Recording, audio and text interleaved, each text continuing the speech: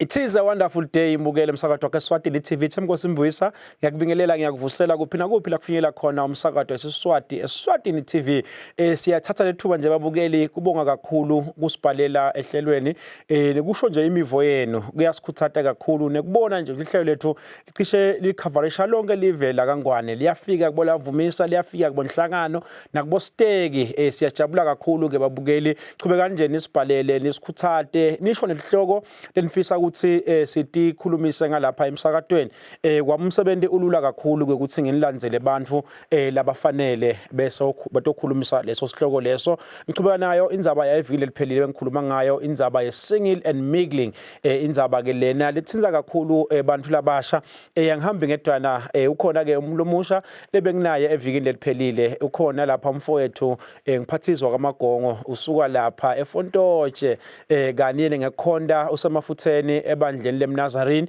uphinze ke abe ngu-lecturer lapha esikoleni lesikhulu elimgogweni akahamba yedwana ke Magongo uhamba nemfundisi Mamba usuka lapha esiphofaneni ebandleni lase Kingdom of Heaven Worship Center International thathe lethuba mfundisi ngivusele mama amen Mbuyisa ngicela ukuthatha leli thuba ngivusele babukele emakhaya ngivusele kuwe baba Mbuyisa sibonge nje naleli thuba losiphelona ukuthi besingeda sitawukhuluma inhlito yaNkulunkulu concerning single and mingling life. Amen. Gongos ngicela ukuvusela my brother. Angipheze ngivusele nakethu evikini lelisha. Ngiyajabula ukuthi ungiphinze ungibide. Sithe sitokhuluma ngato indzaba letimnazi nangaka. Amen. Hayi siyabonga kakhulu ke bantu labadzala sengito letindzaba make bengivele ngisengithi ivetile. Bese sisekuva bantu labasha ukuthi ngabe vele liBhayibheli liyakhuluma yini nganandzaba nati uke waveta umfundisi evikini leliphelile ukuthi liyakhuluma iBhayibheli waveta naye ngendlela yakhe ngifisa kuva nje kuwema ke ukuthi ngabe liyakhuluma yini iBhayibheli ngekuba singile lithini futhi liBhayibheli liyakhuluma ukuthi believers are called to holiness and contentment whereby as everyone is supposed to have contentment ube content kukonke nje kuphila kwakho ijeni yakho naNkulunkulu lama values kuba holy they are very important according to 1 Corinthians 7 verse 17 and also kuba single it's a gift from God. It's not like you bagloile or something, but it's a gift from God. So, because it's not all of us who are going to get married. Oh yes. So singleness is okay.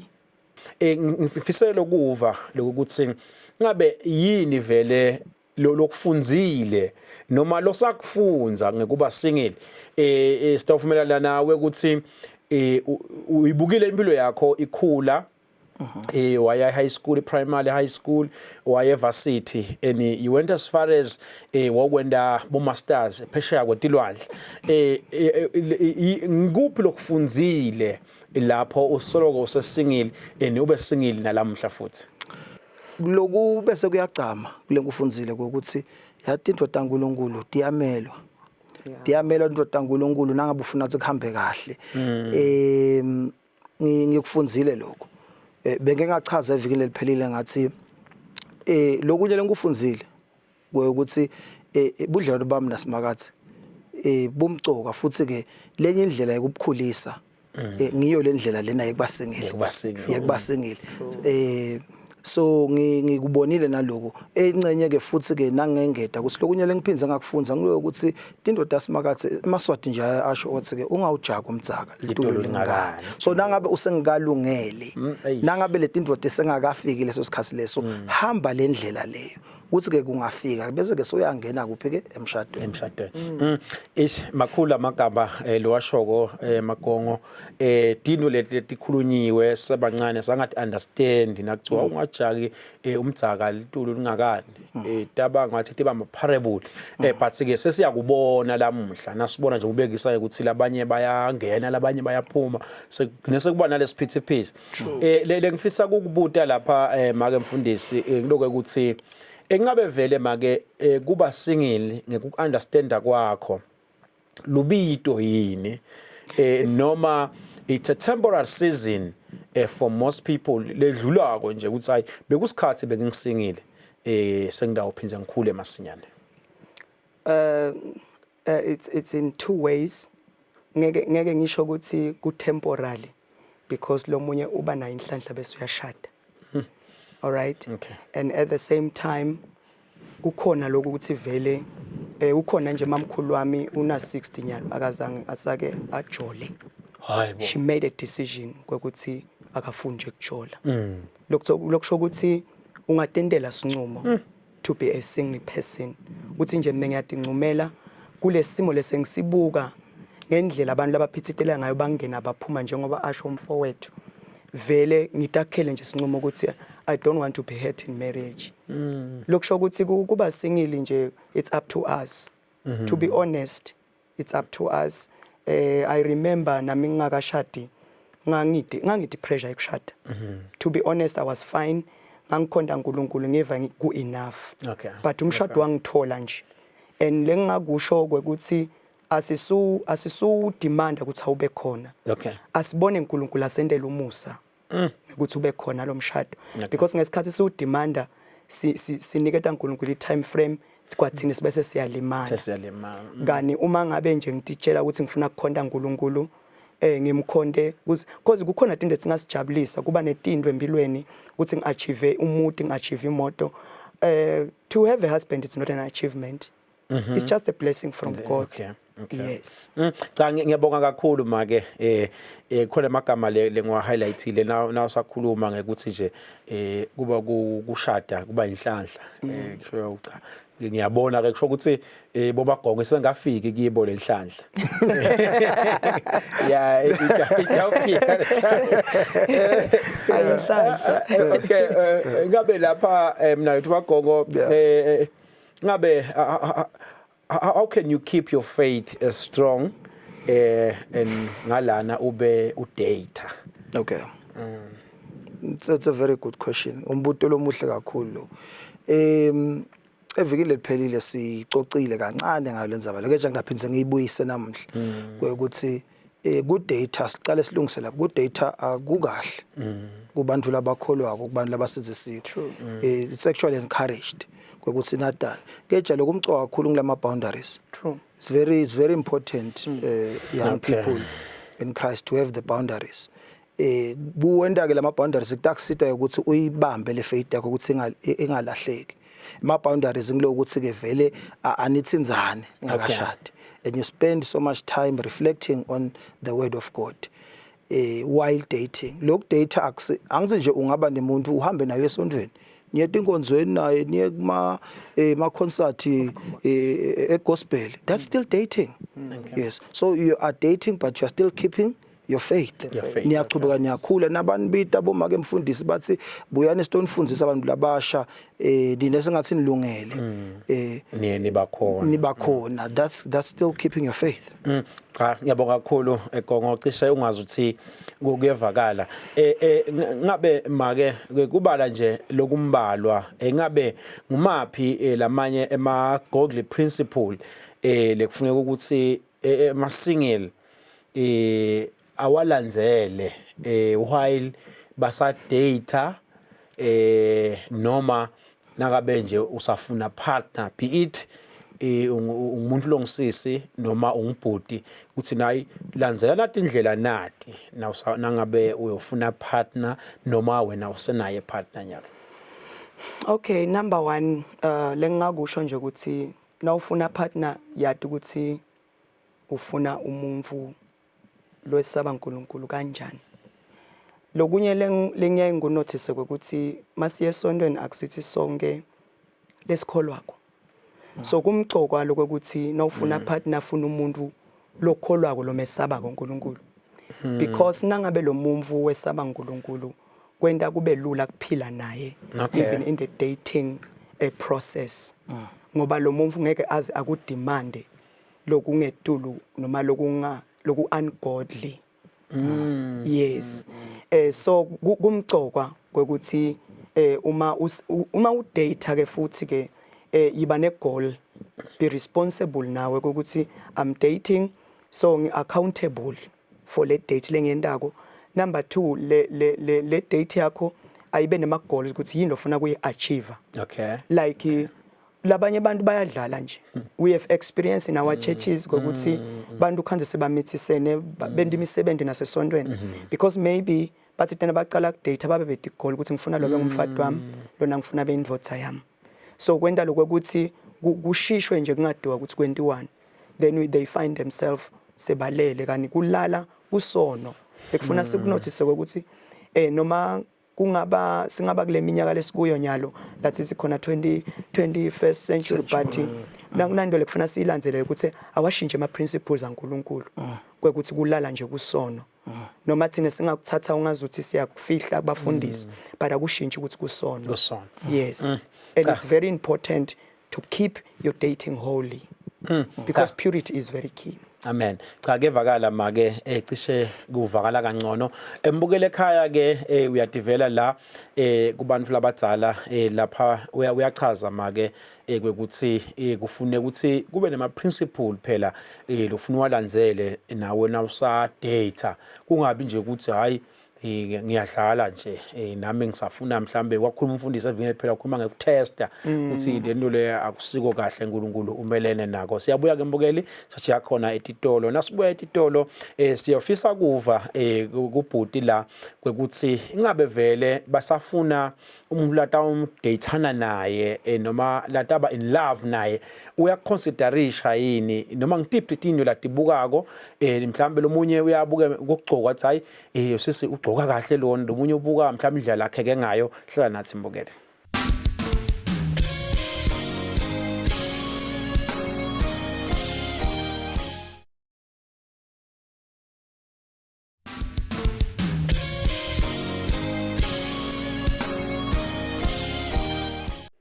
Sehlelo lakho mbukeli lolithandzako lithini libandla sibuka lapha indzaba yema single and mingling sithe nasiya etitolo lapha Gongo sathi siyawubuya ngayo lendzaba lena ukuthi siyesive kuthiwa bobhuti basoma ngekubona mhlambe ngiyakholwa ukuthi some of my mistake kanje siyawenda siwenda along those lines mhlambe nawusafuna sisi Gongo umfuna based on what nge-personality yakhe noma ngekugcoka kwakhe ethi hey lo muntu uyabathi benda labo sisi ba dripper labantu bagcoka lo uyagcoka noma umfuna on structure sakhe nje ukuthi ayilona wakheke kanjena.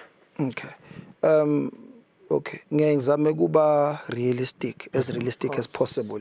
Yes. You know whenever I want to meet someone liqiniso lithi angeke uapproach umuntu lova ngathi akabuke ngalendlela lo ifunako. So the first qualification would be vele muhle nguwe sikhumbule babukele emakhaya nawo mangimfundisi nawo bambutha ukuthi buhle busemehlweni aloyo lobuka. So na umbukele lo muntu umbona muhle, that's the first thing that draws you to that person. Okay. But ke lokutawube sesekusustaina leli nisinzama kukwenda sekuba ngilama qualifications lawo lamgcoka ku ngicela ukubeka ke lokho bambutha ukuthi sibantu sihlukile and izinto lesifunako tihlukile kubantu kude ukuthi it's a one size fits all engcenye wena lo muntu lonayo ufuna umuntu lotakuthanza ngesingisi siyathi indlela ekuthanza abantu tihlukene kangi5 kunaloku lokukhombisa ukuthi uyakuthanza ngekuthakuphethe ipho lobunye akubongelela akunanateli hey gadgets into etinjalo. So ubese ke wena so ubuka loku lova ngathi ke kukhuluma nawe but lokumcoka kakhulu nawo konke kufuna ukuthi uthole umuntu lomesaba uNkulunkulu ngoba that one is very important because ungakuthola konke lokunye keja nangabe lo muntu akamesabe uNkulunkulu futhi akekho kule nkholo yakho noma kulokukholela kwakho itaba nenkingi in the long run. So for me nje ngiyakubuka ngikubona ukuthi maye muhle lo sisi ngiyokucocisa satane kejana lokumcoka kakhulu ukuthi uyamati uNkulunkulu uyamesaba uNkulunkulu unaye inshisekelo yekuye kwatana naNkulunkulu. Manje ngiyabonga kakhulu Gongo mhlambe make lo mbuto angangubute nawe evile phelile ngile ngambuta umfundisi Okay. Mhlambe kunetino lesingadadi thine ngala ka Singingness ngani lapha ka married niyadadi nini some of my benefits mhlambe longasibalela wona ukuthi uyathi phela ukushada abantu abakethu kumnanzi nganati igaba nathi nanaka. Okay, ngiyabonga Mboyisi. Kushada kumnanzi na uthola umuntu right. That's one thing. Lokunye lengingakusho from the point of Mbuyisa ukuthi sekabukile ngemehlo kune phase emshadweni na unganaka kahle bantu Mbuyisa bayathandzana kakhulu nabangakashadi. Okay. It's because nasebashadile kuyashintsha lokubuka kwemehlo. Okay. Bese kudemanda i-character. Bese kudemanda i-respect. Bese kudemanda i-compromise. Lokusho ukuthi kufuna ukuthi noma sowubukile ngalamehlo but be prayerful ukuthi this is the right person beyond the looks. Yeah. Because marriage must be maintained by character, behavior, respect. Bobabe ungahlala ungamrespect maybe much nangabe ungakashadi naye, but once washada naye lokumenda akuvaluation ngile respect lomnika yona as a husband, because a boyfriend and a husband are two different categories. Lokusho ukuthi it's more than the looks, because namhla ungangibona ine ma hips but tomorrow bokwathi uthi ndawutala abantwana ngibebede ma hips. Okay, that's it. And then lokufuna kusende thina nawe siphile i-respect lengunika yona, ne-understanding lengunika yona, netindo ledivelako, because umshado it's more. Kunetindo bese tiyavela lebe ungadada ukuthi tikhona. And at the end of the day you need to balance that. Maybe kunebamvana lebe katheni ngakabadala kanye maybe there's a lot that is happening nyalo in our communities. But at the end of the day we must build a home together. And le character yethu kufuna imukelane sikhona ukubalansisa likhaya liqhubeke liphile. Kunetindo letikhanga ukuthi sendeke nalakhalo botigatsile ngiyabekisa licansi maybe akusendeke ekhaya, but kuthi ngeka i-character lo to say as much as tindo sethi kanje but still this is my husband, this is my wife. Amen. Ngiyabonga kakhulu make ngendlela lokukhuluma ngayo ngathi umfundisi lo beyakhona evikini eliphelile bombukela. Because le tindo teno tiyafana nikhuluma into yinye kanye ngake nabonana.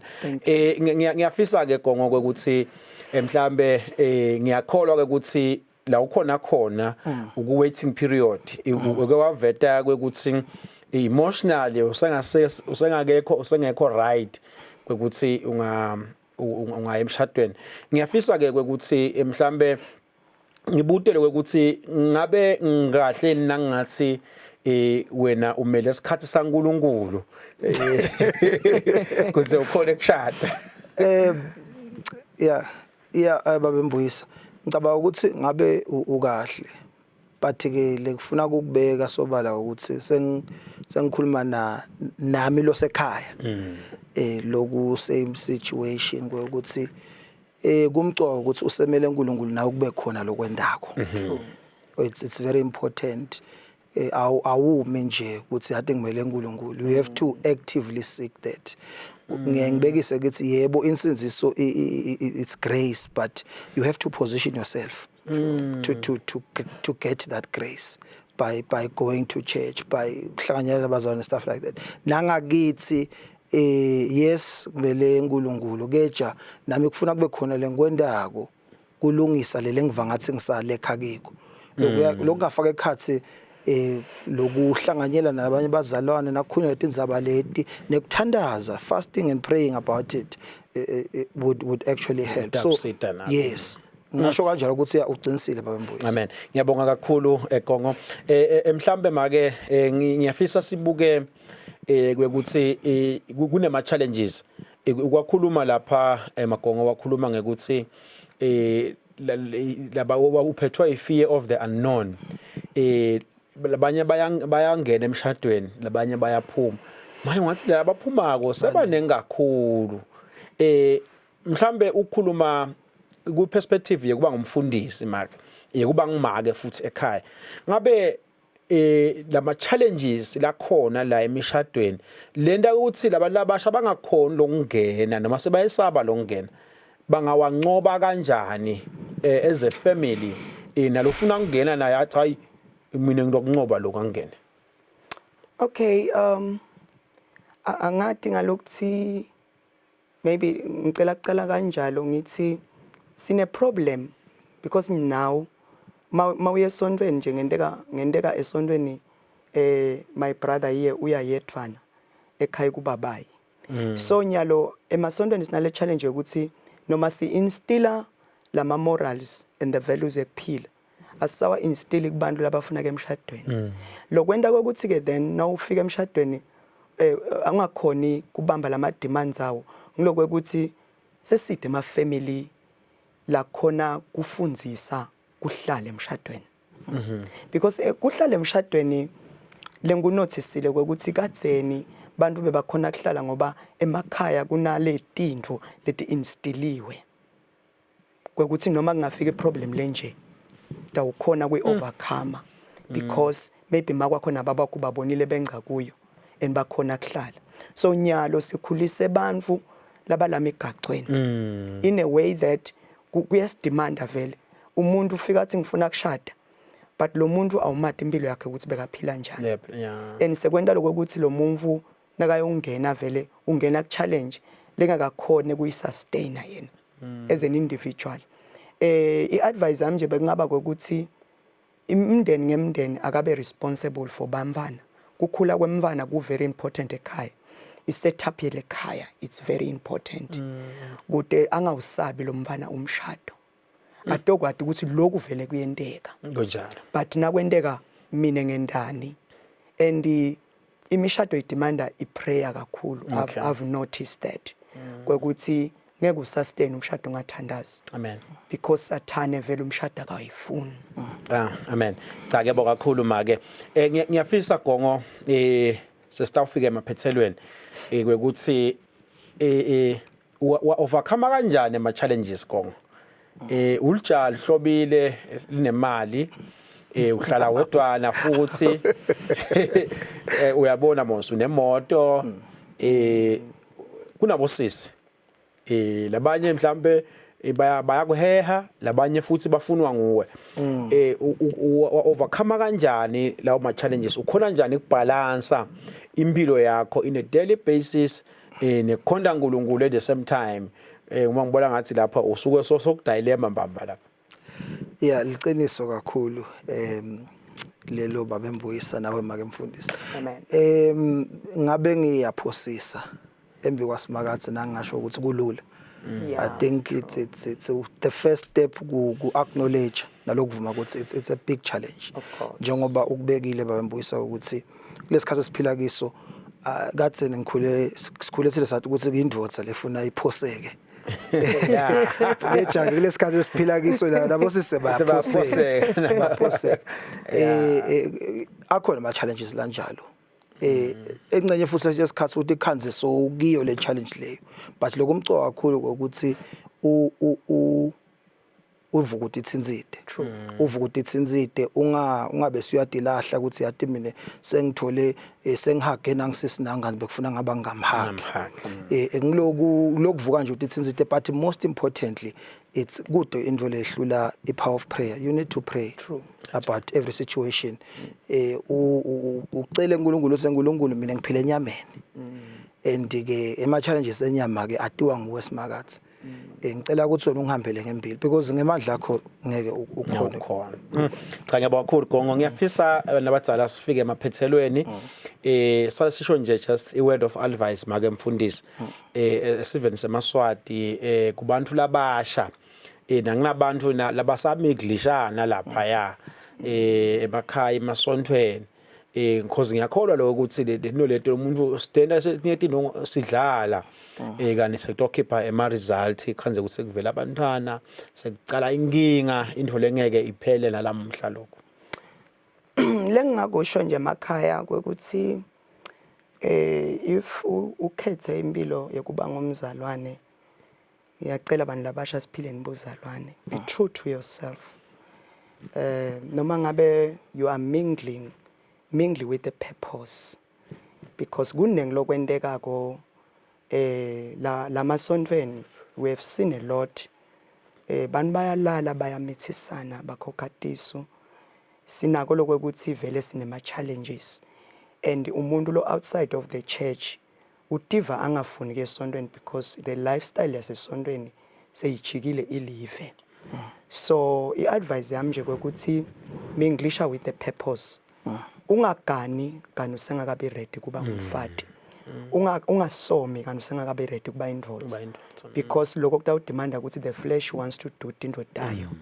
So stay positive, focus on the things of God.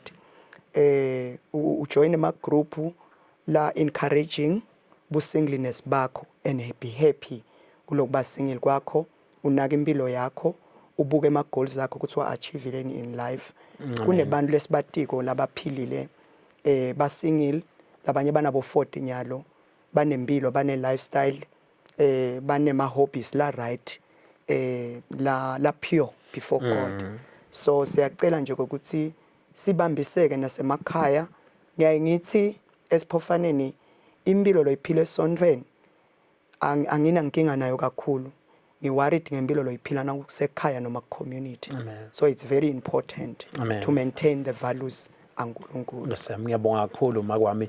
Ngiyafisa Gongo nawe ushemagama akho ekuvalelisa mhlambe neadvice kubantu laba njengawe labase single ukuthi mhlambe uninge yini lelingakwenda kuze kuthi nani mhlambe likusasa lenu ugcine lichakazile. Okay. Ngiyabonga bambuyisa. Mhlambe kwengeda kulese khunyo ngimake mfundisi ngoba so khulume kahle kakhulu. Ngasho ukuthi mina nangabe ke so ufikile lapha esigabeni lapho so decide khona noma ke so uncumile wena ukuthi wena uyafisa ukuthi ushade nganye langa. Mina ngikukhuthaza ukuthi minglisha kejana asikubeke sobala ukuthi lokuminglisha kusho ukuthini kube nalama boundaries. Of course. The boundaries are supposed to be there. Yatanani nje ngeke ngachaza evikini eliphelele ngathi akusilo licala ukuthi umuntu somile seniyahamba nyobukela niya concert nyobukela yatanani nikhulisane khona la ekwatini simakatsi nichubeke nithandaze nicele lo Musa ukhulumile mafundisi wathi kufika kulesigaba leso kusuke kungumusa simakatsi so kufuna nikuthandazele nini obabili kule journey yenu leyo eNkulunkulu asezulwini utanendele Musa. Haleluya. Amen. Basami ngiyabonga kakhulu. Babukele emakhaya ke ngiyakholwa ke ukuthi senidivele lapha kubantu labadzala bakhuluma nje bayala baphindze futhi basifundzisa ukuthi phela ikhona indlela lengiyo noma ke sesithandzana sisingile sineliphupho lekuya emshadweni asinga emagama la wakhulumile make athi asingasomi kani asikalungeli kuba bobaba futhi asingagani kani awalungeli kuba ngimake ngale kwaloko uthathe ithuba ngibabonga nabadzala kusihlonipha singumsakade ukuthi bebangeta nje lamuhla betosipha nalwadi lolukhulu kangaka mbukele ekhaya nawe ngiyakubonga kusibukela nje ngiyati kunengakhulu ngabe ukwendile elangeni lamuhla ngale lo Simbuyisa ngisakube kuhle emakhaya uNkulunkulu wemusa uNkulunkulu wekuthula uNkulunkulu welithando akasiphathe sonke nisale kahle.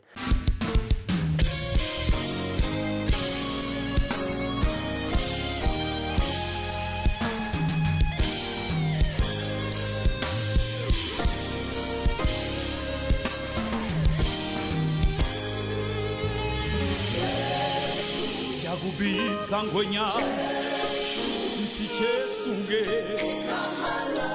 likhulu awuye Jesuke awuye Jesuke ayibosiyamka